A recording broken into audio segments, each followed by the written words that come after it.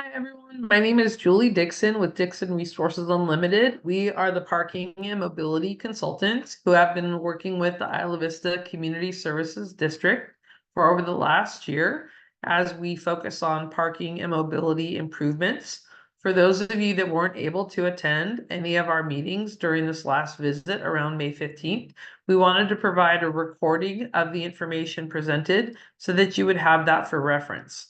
For those of you who aren't familiar with the study, this has been a project that has been funded in coordination with not only Isla Vista Community Services District, but also UCSB and the County of Santa Barbara. And we so appreciate that because one of the things I hope that you'll find as we talk about today's project is that you'll see that it's a little bit different than previous studies that have been done because it actually included a year-long comprehensive study and data was collected, which I'll talk a little bit about in today's presentation to demonstrate the effects and impacts of parking in Isla Vista that most of you probably are already very familiar with.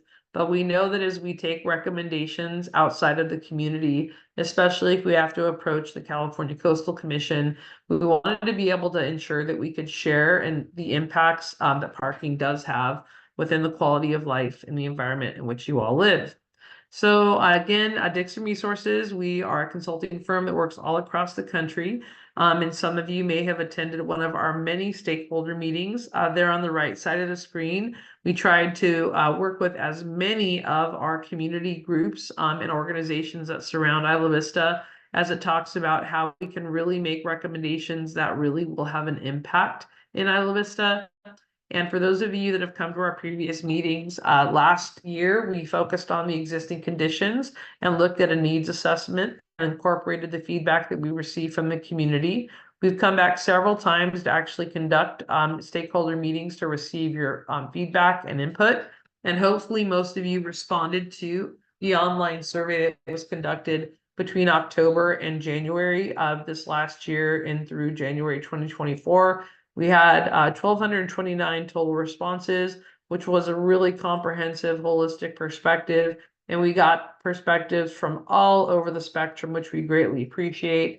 And as I mentioned, and today we'll talk a little bit about the data results because we started collecting data last April and just concluded in March. And we were able to collect data during the peaks and non-peaks in Isla Vista. And now we are finalizing that draft parking action plan and hope to have that introduced to the Isla Vista Community Services District sometime in early fall. So again, these pictures come as no surprise, nor does this list of parking challenges. One of the things that when we were in Isla Vista for one of our engagement meetings in August, and just really recognizing the implications when, it's summertime in IV, that's where we also, in addition to doing the data collection, we introduced drone use so that we could really be able to showcase to folks that live outside of Isla Vista to understand the impacts and implications of some of the overcrowding of cars.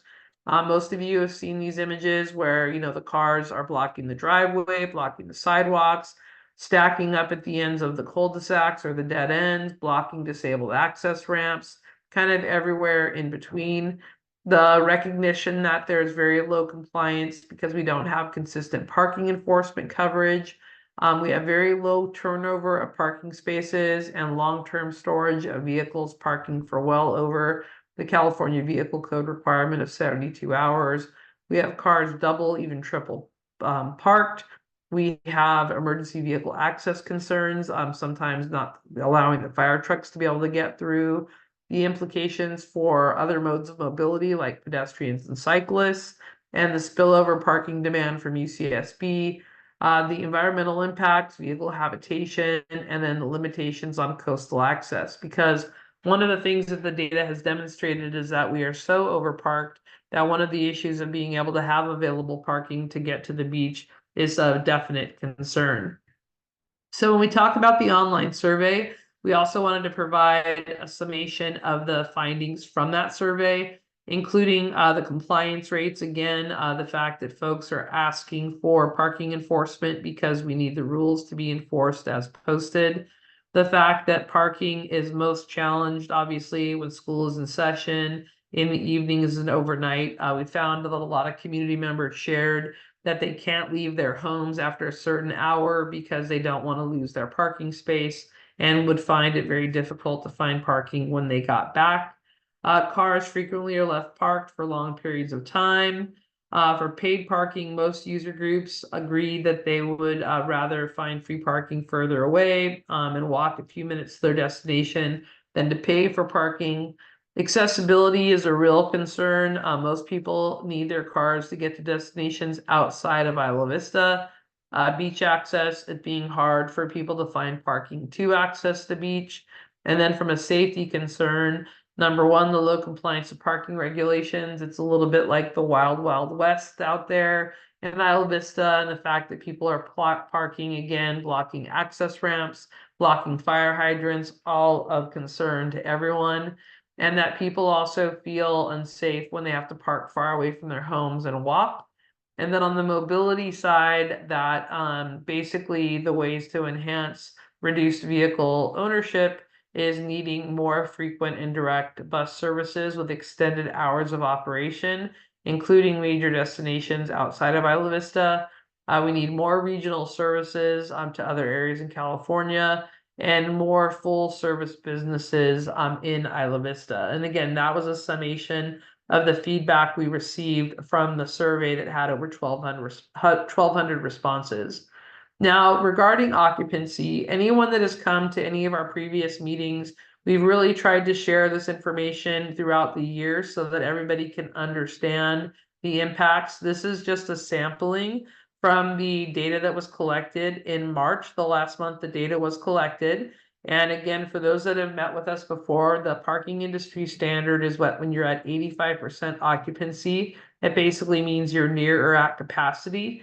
And when you see these numbers there on the right side, you can see that we're actually well over 100% there in the early morning hours and in the evening hours. And if we took out what I call the Embarcadero Loop, where our commercial area is, you can see that our occupancy numbers would be even higher.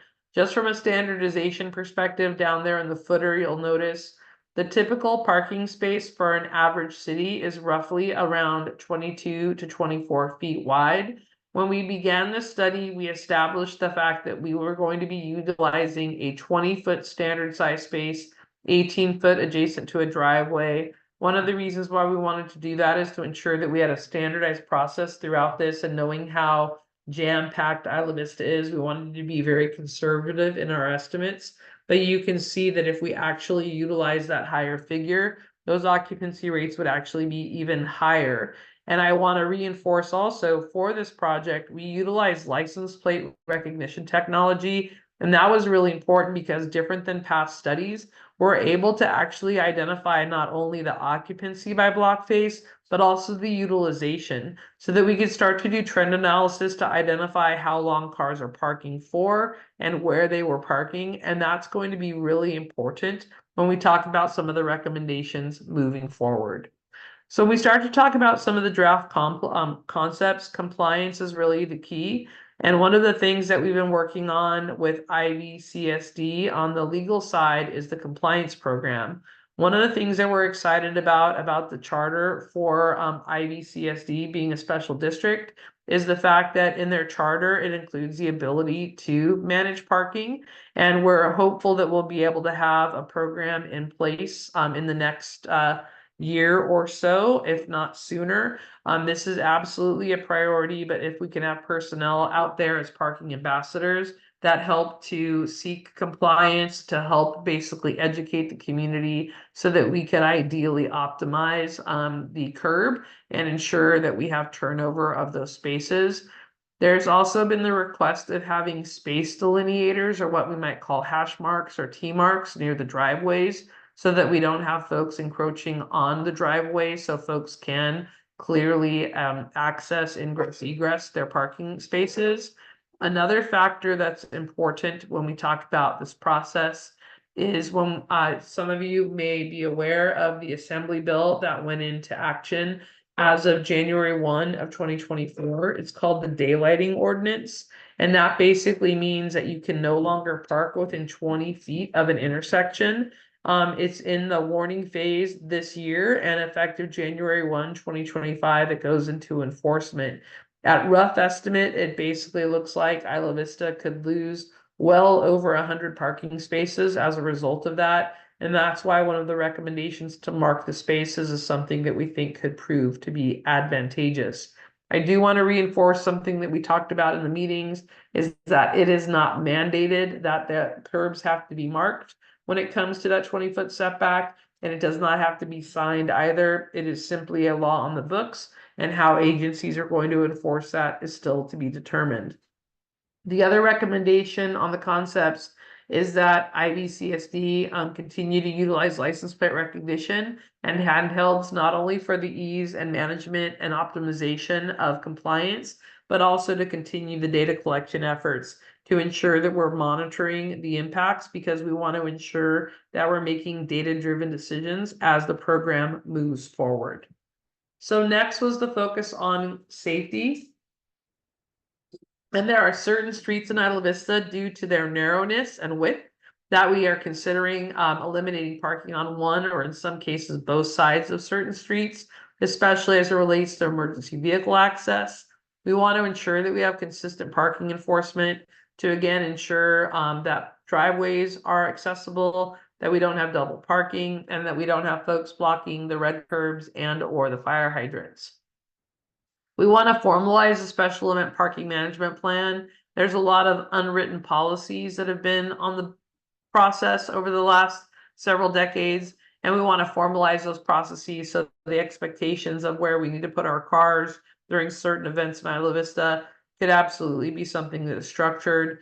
We know that we need to help address vehicle habitation and identifying safe places for people to park. Given the housing crisis that we have in California, we know that that has to be something that has to have a focus.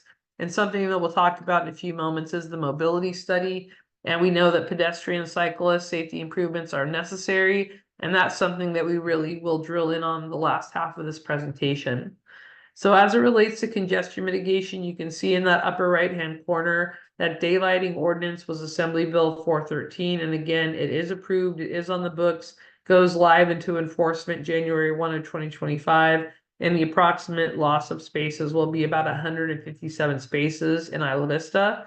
And so in order to be able to minimize car storage in Isla Vista, being able to discourage car ownership, it's something that we've already begun the conversations with UCSB staff as to ways that we can again help promote folks not bringing their cars to Isla Vista, bringing them to campus, because we want to ensure that we have ample opportunity for folks to be able to traverse around the area.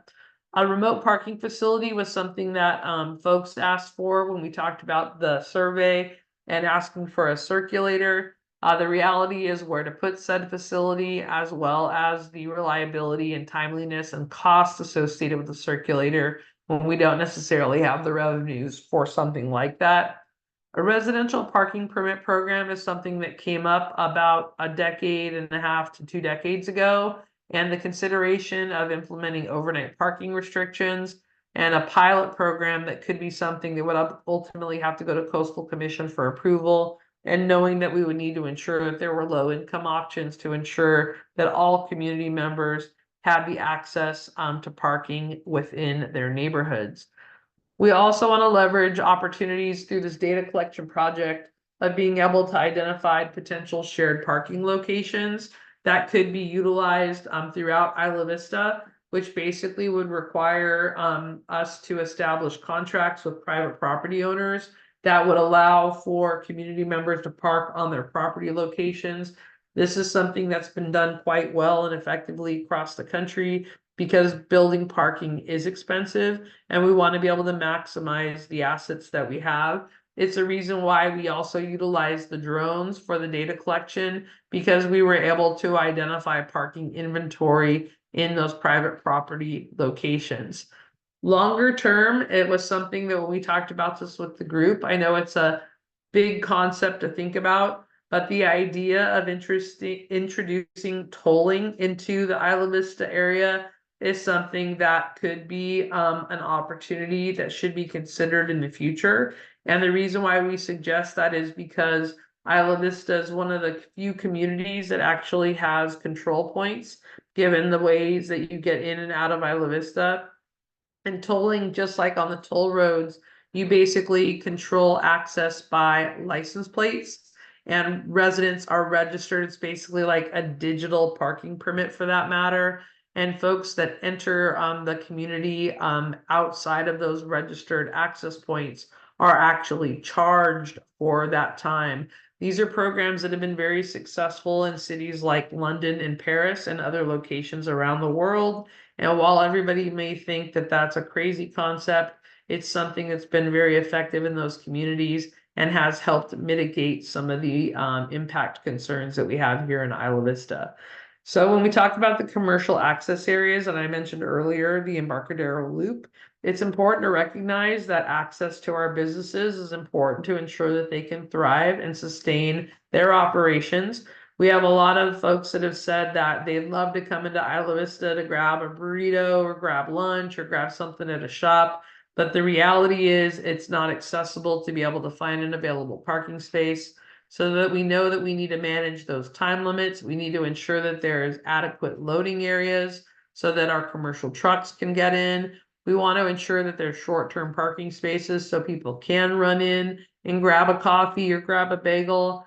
And we also know that we need to mitigate the overnight parking impacts in the commercial core so that people can access those businesses in the early morning hours. And we also need to be mindful that we have employees that work in an Isla Vista that don't necessarily live in Isla Vista. So we want to be cognizant of the needs of a potential parking permit program to ensure that our employees have a location to park. I've mentioned earlier a few things about environmental protections. We know that we need to be cognizant of electric vehicle charging stations as we tend to transition to more and more EV throughout the country. We want to incentivize the alternative mobility options, things like scooters and bikes. We also want to consider street sweeping parking regulations. This is something that doesn't really exist consistently in Isla Vista, and the street sweeper tends to work around the cars. So this is something that also affects our stormwater runoff as well. And it's something that we also know could help mobilize the curb and ensure that we have vehicle turnover. Now, when we talk about coastal access, it's important to recognize that Isla Vista is in the coastal zone. And so we want to be cognizant of time limits around our parks and our parking areas for parking maintenance vehicles so that they can keep our parks looking beautiful. And we want to make sure that everyone can access our parks. Right now, they're so parked up that folks can't really visit them. We want to formalize and regulate Camino Mallorca. The reality is we have some long-term vehicles that are parked there, and we're not seeing the turnover and transitions that we need to. And we also want to consider the parking permit restrictions for overnight parking. So we know that we could see that turnover at the curb. And we're also recommending the consideration of paid parking at Goleta Beach because right now we also have some long-term vehicle storage at those locations. So at this point, I would have paused and asked for any questions when we were in the meeting. But what I'm going to do here is now transition into the Isla Vista mobility study. And we basically conducted the existing conditions, a report, and now I'd like to share with you some of the initiatives that we're hoping that you all can respond on. So when it comes to this project, I mentioned that we've already done the draft of the existing conditions and needs assessment report, and we've been able to identify the top community requests for categories like policy, infrastructure, and services. And so one of the things now that we're in the phase on is gathering public input on the priorities of the mobility plan initiatives. And we're looking forward to incorporating that feedback into our draft Isla Vista mobility plan. And ultimately, we'll submit that plan to the IVCSD board for review. So what I'd like to do here is just do a quick review of the existing conditions and the feedback that we have on community needs. Here on the left side, the top 5 existing conditions, we basically have 42% of sidewalks are missing throughout Isla Vista. We have a lack of stop signs at certain intersections that create a safety hazard. I call it Isla Vista roulette because you really have to have your eyes in the back of your head and on the sides to make sure that it's safe as a pedestrian to be able to cross the street. There's a lack of adequate street lighting, so concerns about safe passage. and our bus stops and sidewalks lack ADA compliance, and cars frequently are parked partially on the curbs, creating blockades for pedestrians to be able to maneuver and navigate their way through town.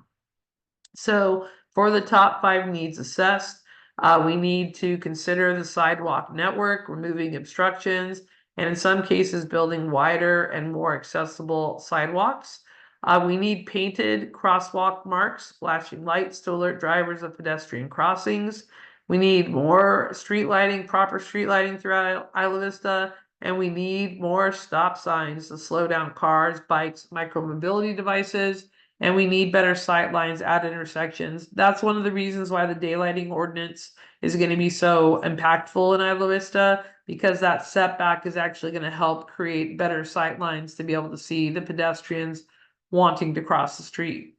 For cycling, the top 5 existing conditions include disconnected and lacking bike infrastructure and wayfinding, both in and connecting outside of Isla Vista.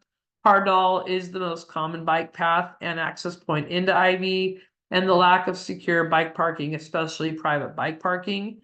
Cyclists are both recreational and commuters, and significant private bike ownership exists, but few bike services are in Isla Vista in comparison to UCSB and Santa Barbara. The top 5 needs assessed include install more bike lanes, including multi-use and protected bike lanes, more bike racks and secure bike storage. We need traffic calming to slow down vehicles. We need pavement improvements, and we need to install clear road markings at intersections to improve safety in bike, car, and bike pedestrian interactions. For local transit, I will share with you that our MTD representative was at our town hall meeting, as were representatives from many agencies, including the County of Santa Barbara, and we're grateful for that, and they heard loud and clear the feedback. For the type 5 conditions, services on MTD have not rebounded to pre-pandemic levels, while ridership has.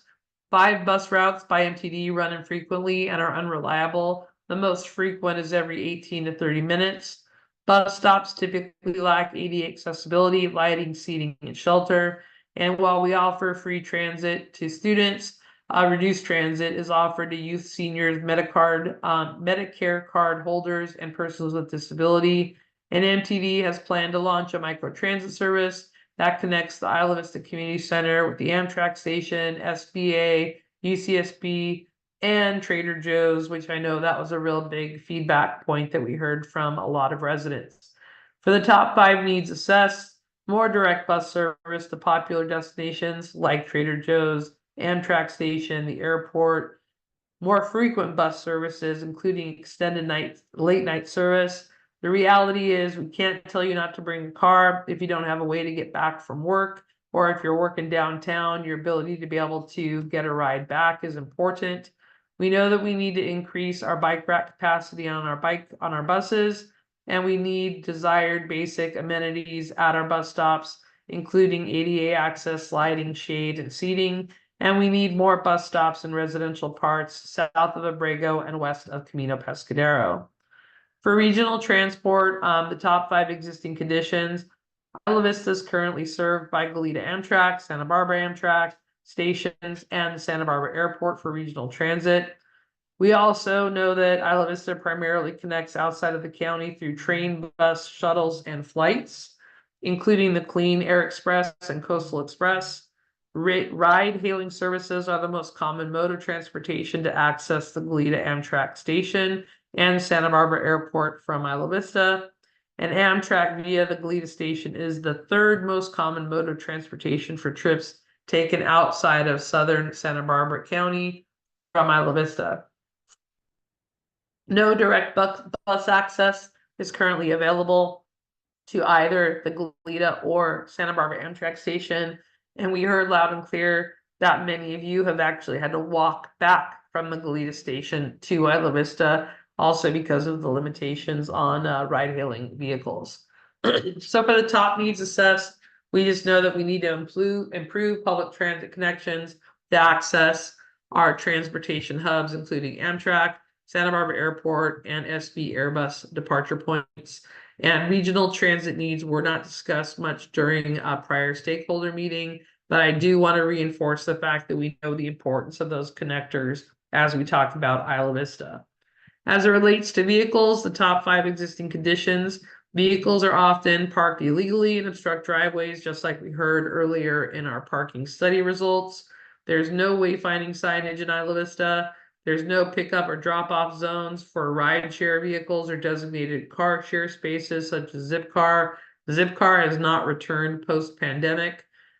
Few loading zones exist on Pardall, but otherwise delivery drivers park in the middle of the street and or double park. And all roads in Isla Vista have posted speed limits of 25 miles per hour, except on El Colegio, where the speed limits are 35 miles per hour, excluding outside of the Isla Vista Elementary School. For the top 5 needs assessed, increase enforcement and reduce illegally parked cars, reduce the needs for car and parking demand while increasing the use of alternative transportation and car sharing, the need for traffic calming measures for reduced speeds, especially along El Colegio, improving the sightlines into intersections, and designating locations for pickup, drop off, commercial delivery, and short-term parking spaces. As it relates to micromobility, the top 5 existing conditions, there are limited dedicated scooter and bike corrals, and scooters are often parked in the middle of the sidewalk or on the street, causing accessibility impacts. Under the county's shared mobility device permit program, Isla Vista is classified as Zone 2, which allows the fleet size of 320 scooters, but the scooters are not allowed in Goleta or at UCSB or on UCSB's campus. Scooters and skateboards are not permitted on the sidewalk, however, many ignore this. There's no identified scooter or skateboard lanes, and most frequented scooter share routes occur along Pardal, Abrego, Camino Pescadero del Playa, Embarcadero del Mar, and Embarcadero del Norte. For the top 5 needs assessed, improve pavement conditions on the road, improve lighting to increase safety for nighttime riding, install secure skateboard ramps outside the businesses, and install additional scooter parking corrals and zones, and enforce the speed limits for scooters 50 miles per hour to improve safety for all road users. So now what I'd like to share with you are just some ideas and concepts when we talk about the mobility initiatives as it relates to the different categories. And this is something too that you'll have the ability to access the surveys to be able to provide your feedback and prioritization of some of these ideas. So when we talk about the infrastructure initiatives, you can see on the left side some pedestrian level lighting examples, the idea of raised crosswalks there in the middle of the screen, the use of paint for some colorful crosswalks. You may see some of those at Pardal, right outside of Freebirds. There's some examples of that. Signalized crossings, the use of flasher lights, and tactile curb ramps that also prevent things like scooters and skateboards from running up on the sidewalk. More infrastructure initiatives include the use of traffic circles, curb bulb outs, converting the roads into one-way drive lanes and bidirectional bike lanes, and also daylighting, as we talked about AB 413. That could be also leveraged, that 20-foot area could be utilized for scooter and bike corrals.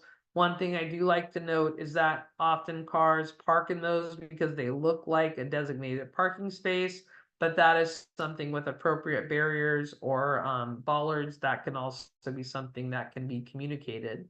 I like to highlight in the upper right-hand corner curb bulb outs. I like to describe those because many of you probably seen these in communities throughout California. This is a way to make sure that you have pedestrian visibility. It's almost like you built out an island so that the pedestrians are highly more visible, and that typically accounts for that 20-foot setback as well. And it's something that I think you'll see more and more throughout California as communities are re-engineered and redesigned. Also regarding infrastructure initiatives, the ADA bus ramps to access the transit, the scooter parking being designated in the corrals. Up there in the right corner is an example of a skateboard parking ramp. Some examples of some bus shelters along with lighting on bus shelters. Some other ideas on infrastructure initiatives comes down to bike boxes so that it signalizes crosswalks. there's a bike safe area. You also probably experience sharrows where the road is shared with the bikes when cars. Secure bike lockers up there in the upper right-hand corner. Protected bike lanes in the bottom left corner. There in the middle, again, another multi-use path that's protected and isolated from vehicles, and also bike traffic signals to ensure safe passage for bicycles at various intersection crossings. So when we talk about policy initiatives, the idea that to identify scooter users are to use bike lanes, install signs, and enforce. Identify no parking along bike lanes. This is something I should enforce and identify as an option that's before the California legislature. Today, if you park in a bus lane, they can automatically send you a ticket. You don't have to get a ticket on your windshield. And right now, there's legislation pending that would apply the same to a bike lane. Reducing the cap of speed on scooters, adding signage and enforcement, and consider lowering the speed limit of vehicles by 5 miles per hour in and around Isla Vista, increasing the length of time for pedestrians to cross the signalized intersections, and on the Embarcadero Loop, restricting delivery truck parking hours and locations. For services initiatives within Isla Vista, introducing cyclist education programs, and this is something that we know needs to be consistent, working on outreach and education to improve skateboarder and scooter etiquette, increasing the frequency of buses traveling to and from UCSB during peak hours, increasing morning bus service to all existing routes, improving scooter parking through vendor use of geofencing that would limit where the scooters could be dropped or stopped without the application closing, promoting peer-to-peer car sharing, improving ADA access to buses, including the bus stops and access points, increasing the frequency of regular bike cleanups on abandoned bikes to ensure more available bike parking, increase enforcement of traffic and safety policies with non-law enforcement staff, introducing an IV circulator shuttle service, adding frequency to MTD line 27, and expanding the MTD line 27 to cover the southwest quadrant of Isla Vista. And so just a little bit more on initiatives connecting to IV, expand evening and late night bus service, especially to downtown Santa Barbara, like I mentioned earlier, adding MTD line 15X evening service, starting operating the Wave, which is the micro transit service that will take you to Goleta, Isla Vista for direct connections between key commercial and transit locations, including Trader Joe's, and increase the capacity of bike racks on buses so that folks have more connection points to get to their destinations, and then their ability to attack that first mile or last mile on your bike. And then how do these initiatives get funded? Because as we know, everything costs money. The opportunity for IVCSD to secure project funding from a variety of funds and grants. One thing we know that IVCSD is really great at is applying for these funds, and they've been quite successful over the years. But hopefully that effort continues so that we can actually take these initiatives on.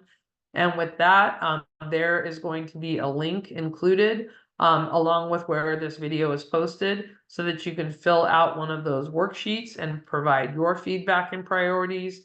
And I also just wanted to mention our project email, iv@dixonresourcesunlimited.com.